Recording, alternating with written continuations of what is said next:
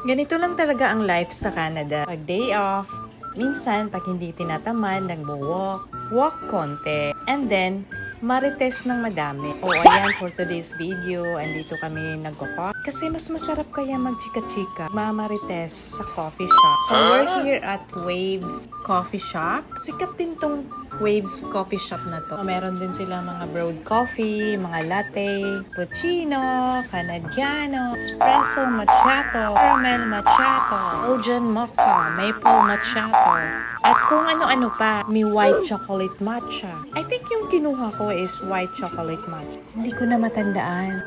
And then may mga pastry din sila.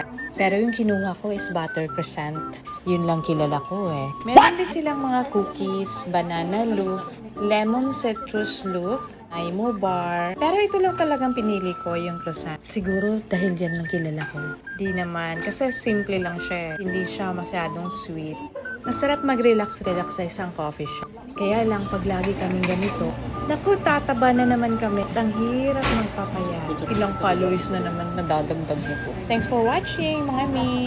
Next time, coffee tayo ha.